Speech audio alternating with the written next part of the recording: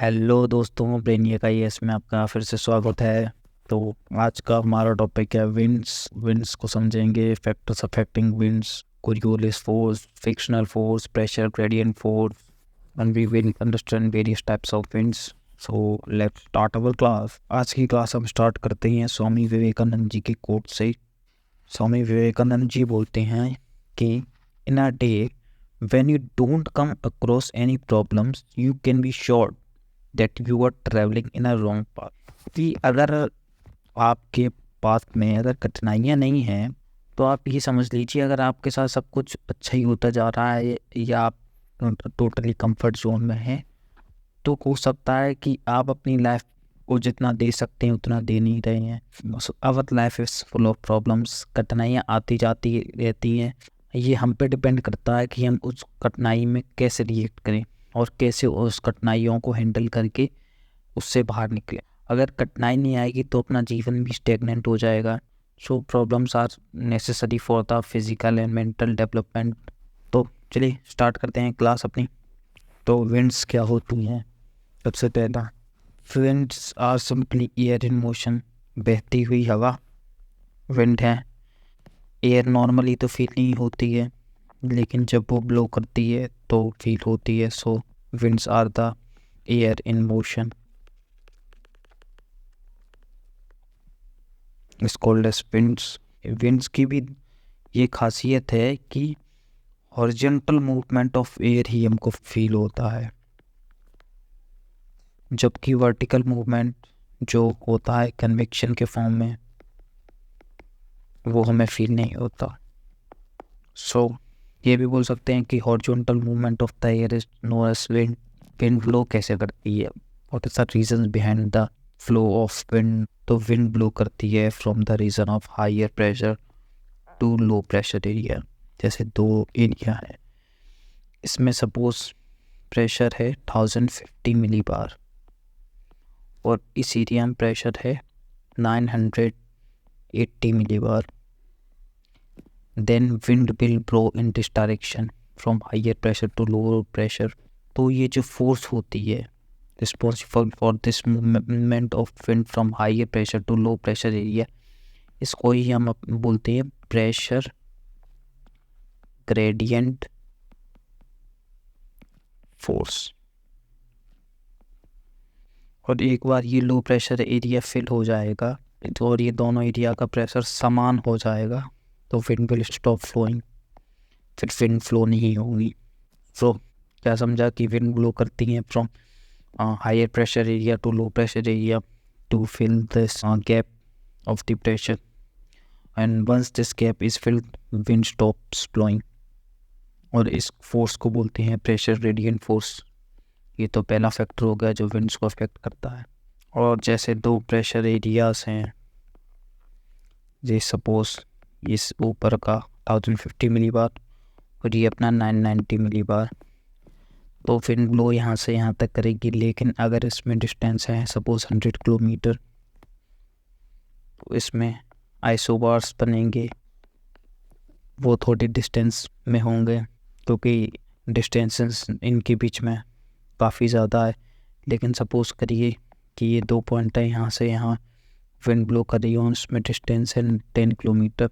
So in this condition isobars are closely, तो closer the isobar more the pressure gradient force. जितने ज़्यादा isobar पास होंगे उतनी ज़्यादा प्रेशर ग्रेडियंट फोर्स होगी। Winds are air in motion is called as winds.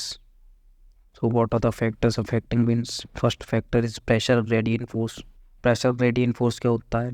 The rate of change of pressure with respect to distance is called as pressure gradient force.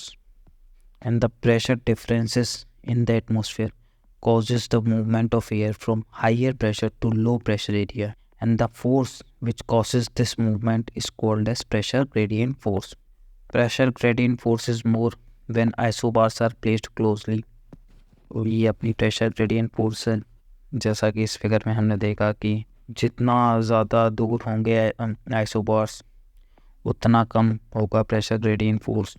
और जितने ज़्यादा क्लोज होंगे आइसोबार उतना ज़्यादा होगा प्रेशर ग्रेडियंट फोर्स, और जितना दूर होंगे उतना कम होगा pressure gradient force.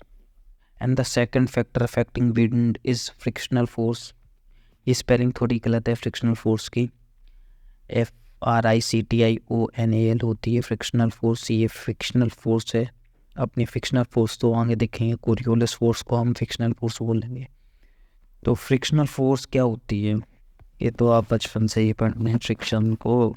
Any object moving nearer to the earth surface और nearer to the land experiences frictional force. और ये फ्रिक्शनल फोर्स एक्ट करती है in the direction opposite to the motion of the body. Body जिस direction में move कर रही है उसके अपोजिट डायरेक्शन में फ्रिक्शनल फोर्स अप्लाई होती है। Every object on the earth moving near to the earth surface experiences the frictional force in opposite direction nearer the surface to the land more the frictional force. जितना ज़्यादा दूर होगा object surface से या land से उतना कम frictional force होगा। और ये फ्रिक्शनल फोर्स एक्सपीरियंस लैंड पे ज़्यादा होता है देन द वाटर। तभी तो जब साउदर्न हेमिस्फीयर में जो विंड्स होती हैं they blow with greater force. Southern hemisphere winds blow with greater force as in southern hemisphere there is more ocean than the land. So second force is frictional force. Any moving objects nearer to the earth's surface experiences frictional force in the direction opposite to that of its movement. जिस direction में कोई भी object move कर रहा है उसके opposite direction में frictional force experience करता है। This frictional force is maximum to on the land and near to the surface. Third force है Coriolis force. This is the most important force जिसको सबसे ज़्यादा समझने की ज़रूरत है अभी हमको। देखते हैं भाई कोरियोलिस फोर्स क्या है, देखते हैं क्या कोरियोलिस फोर्स को। Suppose this is our earth surface और इस पे कोई बॉडी मूव कर रही है। Suppose this is the point A and this is point B. अगर ए से बी तक कोई भी बॉडी मूव कर रही है तो नॉर्मल बात तो ये होगा स्ट्रेट मूव करने का, बट किसी फोर्स की वजह से, इसको हम कोरियोलिस फोर्स बोलते हैं, ये बॉडी अपने डायरेक्शन में डिफ्लेक्ट होके यहाँ पहुँच जाएगी, इस तरफ मूव कर जाएगी।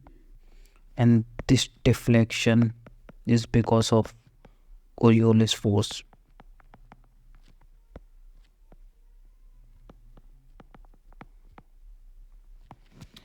In northern hemisphere, the body will deflect in right direction, while in southern hemisphere, this body will deflect in left direction. सही है, साउथर्न हेमिस्फीयर में कोई बॉडी यहाँ से ये A to B मूव कर रही है तो ये अपने लेफ्ट डायरेक्शन में डिफ्लेक्ट हो जाएगी यहाँ पे। साउथर्न हेमिस्फीयर लेफ्ट और नॉर्दर्न हेमिस्फीयर में राइट डायरेक्शन में डिफ्लेक्ट होती है body. This Coriolis force impacts every body in the motion में कोई भी बॉडी होती है अर्थ के ऊपर उसको ये कोरियोलिस फोर्स इम्पैक्ट करती है।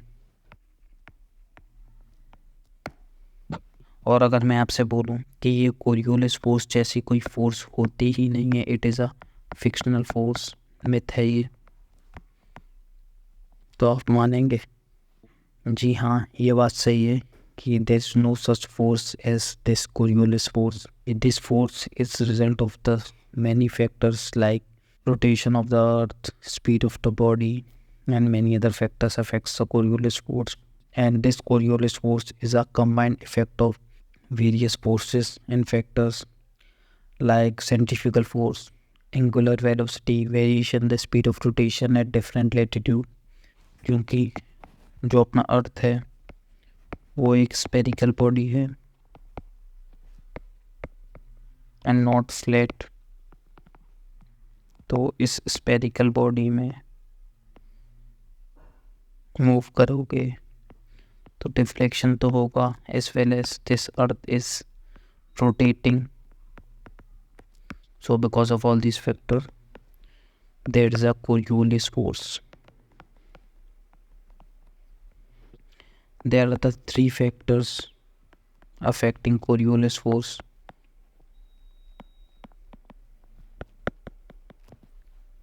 पहला फैक्टर देखते हैं. पहला है स्पीड ऑफ द बॉडी. कोई भी बॉडी जो मूव कर रही है उसकी स्पीड क्या है, ये भी इफेक्ट करती है.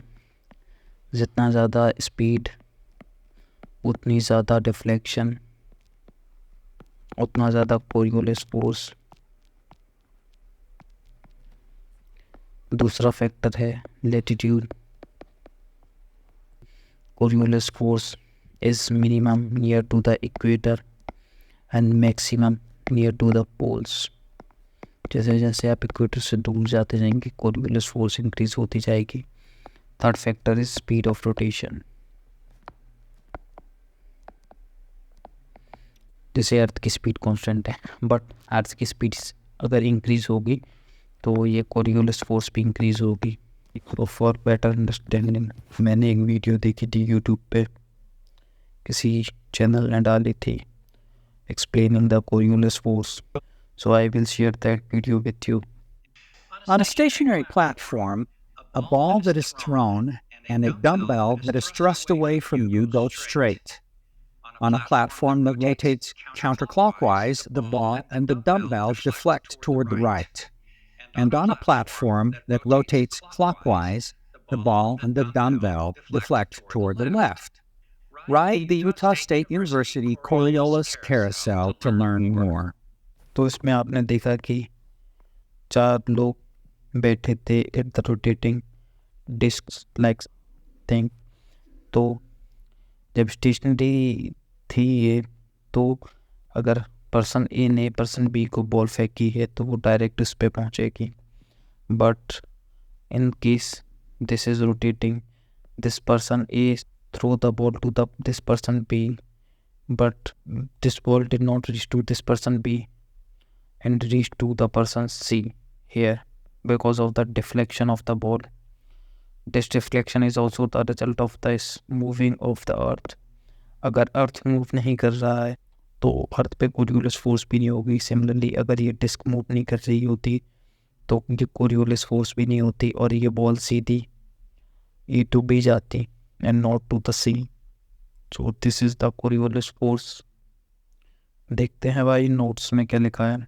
कोरियोलिस फोर्स पहला, it is a fictional force, छोटी फोर्स है, produce due to the rotation of the earth. Earth के रोटेशन से प्रोड्यूस होती है और एक छोटी फोर्स है. Coriolis force is a combined effect of various forces and factors such as centrifugal force, angular velocity, variation in the speed of rotation at different latitude etcetera.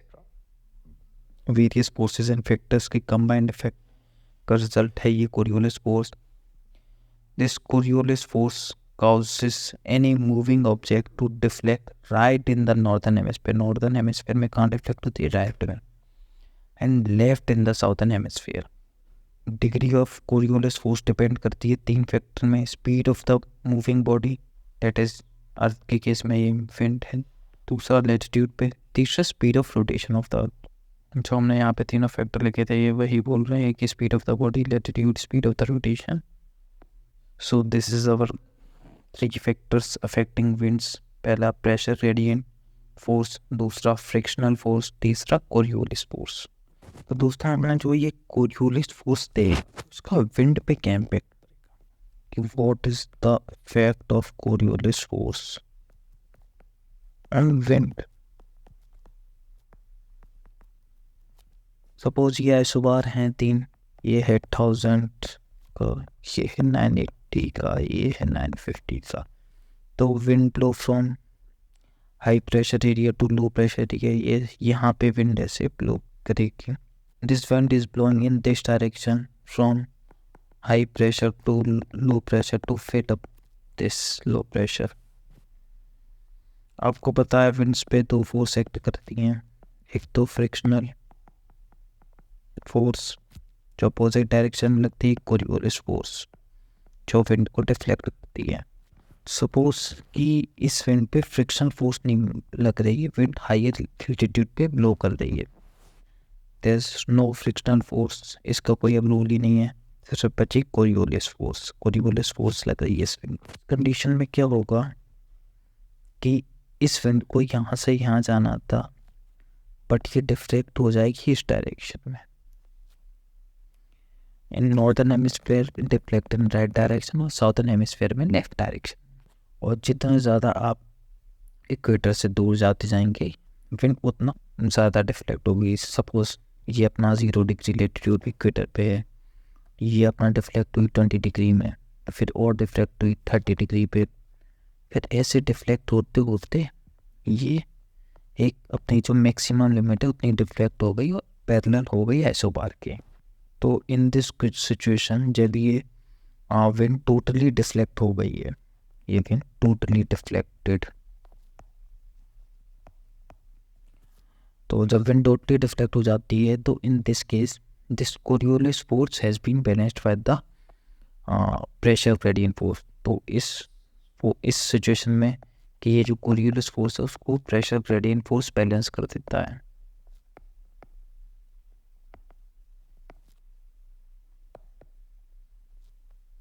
ये balance हो जा कर देता है कोरियोलिस फोर्स को pressure gradient force. तो इसमें ये जो विंड है वो आइसोबार्स के पैरेलली ब्लो करने लगती है। तो जब ये आइसोबार के पैरेलल ब्लो करेंगी तो ऐसी सिचुएशन होगी, तो जो दो आइसोबार्स के बीच में डिफरेंस है तो वो कभी इक्वल ही नहीं होगा, क्योंकि ये विंड आइसोबार के पैरेलल ही ब्लो कर रही है and not from low pressure area to higher pressure area. तो in this situation this wind will continuously blow और ये विंड कंटिन्यूसली मोशन में रहेगी। तो इसी को बोलते हैं जियोस्ट्रोफिक विंड, क्योंकि अब ये इस कंडीशन में लो प्रेशर एरिया को फिल अप ही नहीं कर पा रही है। जब ये लो प्रेशर एरिया को फिल अप नहीं कर पाएगी this wind will be in motion. So this is pressure gradient force. Suppose ये अपने सर्कुलर आइसोबार्स हैं, पहला आइसोबार ये अपना लो प्रेशर आइसोबार है, पहला है 900 मिलीबार का, 10,000 मिलीबार, देन 1100 मिलीबार। उस सिचुएशन में क्या होगा, विंड कैसे ब्लो करेगी, बाहर से अंदर की तरफ ब्लो करेगी like this, but because of this Coriolis force this wind got deflected in northern hemisphere में ही राइट डायरेक्शन में डिफ्लेक्ट हो। जब ये डिफ्लेक्ट हो जाएगी तो it will be remain in motion like this. तो ये इस आइसोबार्स के बीच में ट्रैप हो जाएगी और ये ऐसे मोशंस में हो जाएगी, यहाँ पे भी ऐसे मोशन में हो गई। तो in this situation wind blow in anti clockwise direction following a circular path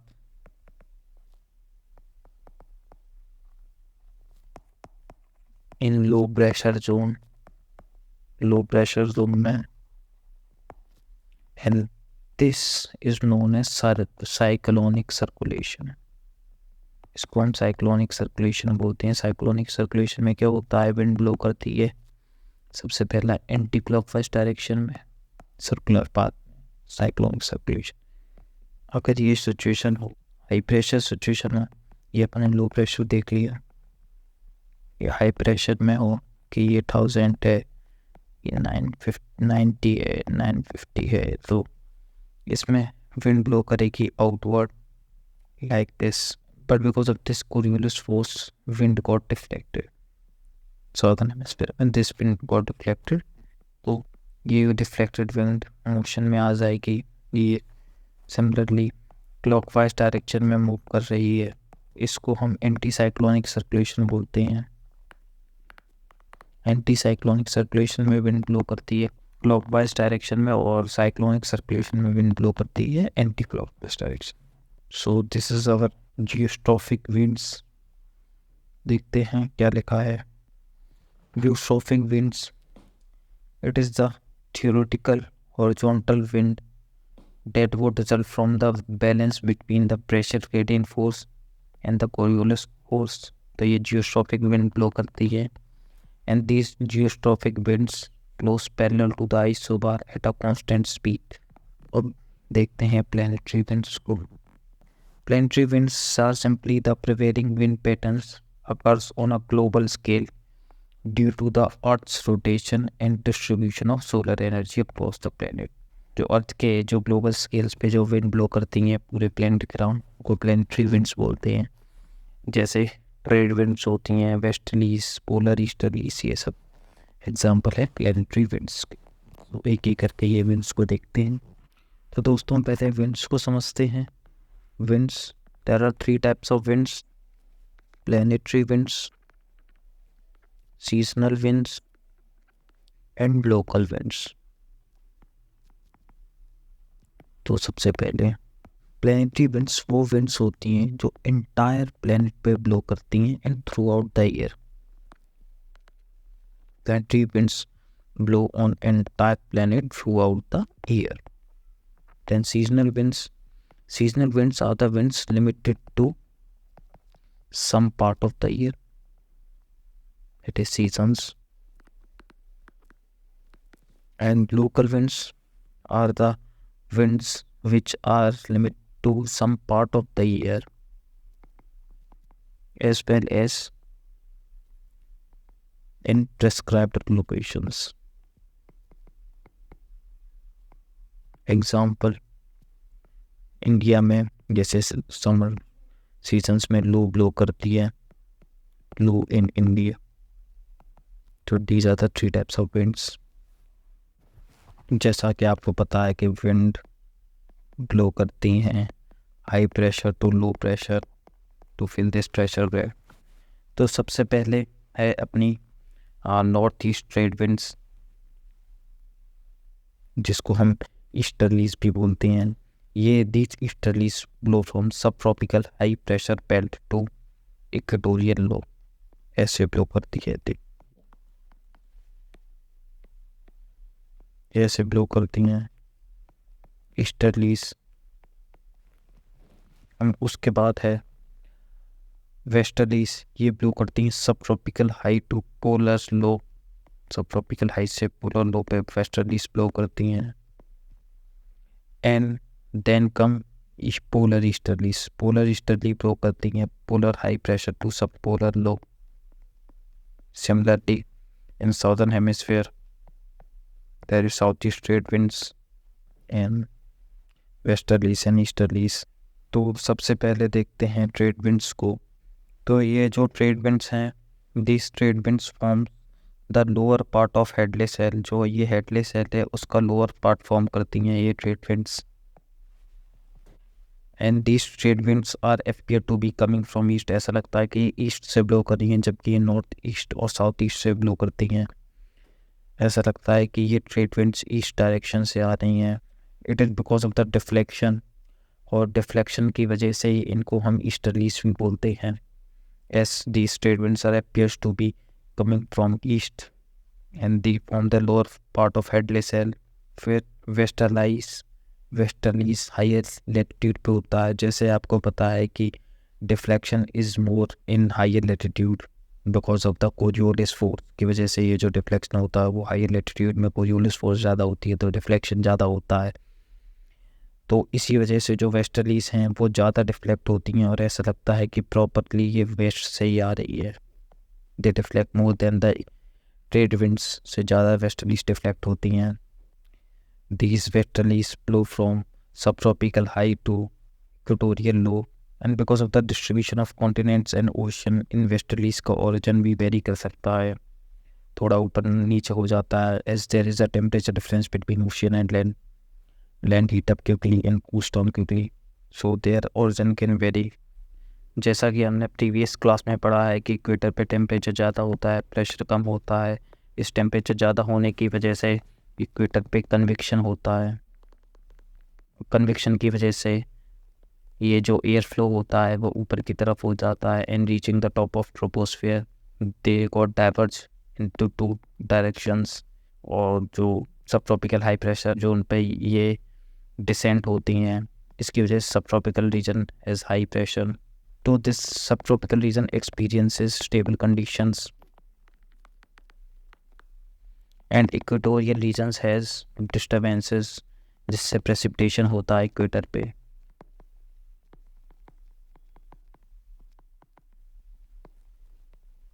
So in subtropical regions, winds are always descending. Because of this, there is no cloud formation. इससे क्लियर स्काई रहता है, तो काम conditions रहती हैं, काम and windless conditions on the region of सब tropical high pressure belt, जिस वजह से sub tropical high pressure belt पे कन्वेक्शन नहीं होता, रेनफॉल नहीं होती, काम स्टेबल कंडीशन रहती है। और इक्वेटर पे डिस्टर्बेंसेस रहते हैं, कन्वेक्शन होता है, रेनफॉल होती है। So because of this reason the trade winds are totally dry in the region of their origin. Sub tropical high pressure belt से जहाँ से ये ट्रेड विंड ओरिजिन होती हैं, they are totally dry.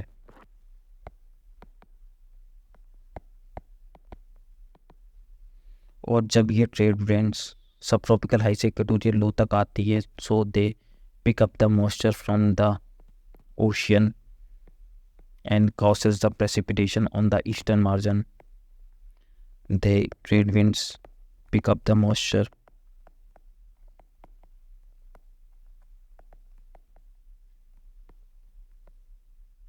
and causes precipitation along eastern margins of the continent.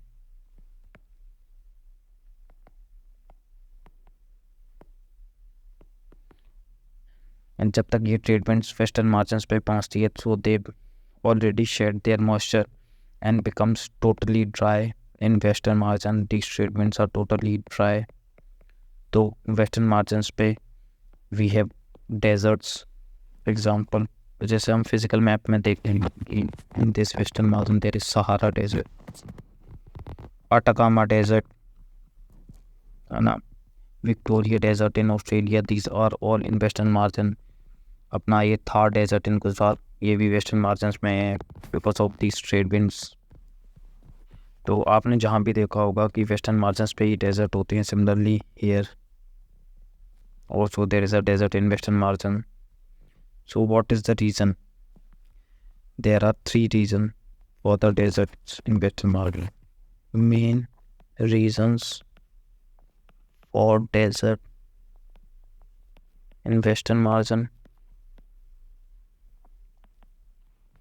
First reason is offshore trade winds.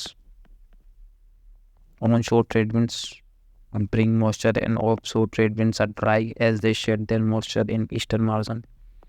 Second reason is these deserts are closer to the subtropical high pressure belt.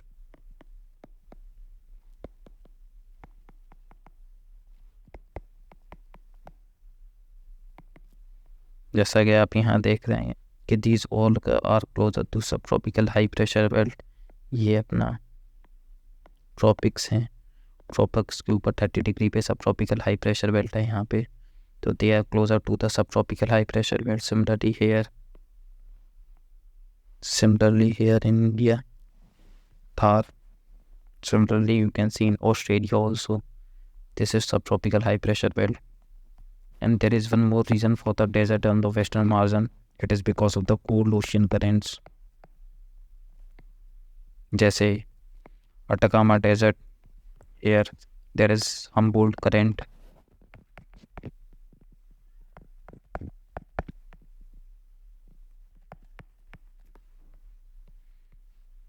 Similarly here there is also a cold current, शायद waste Australian current है।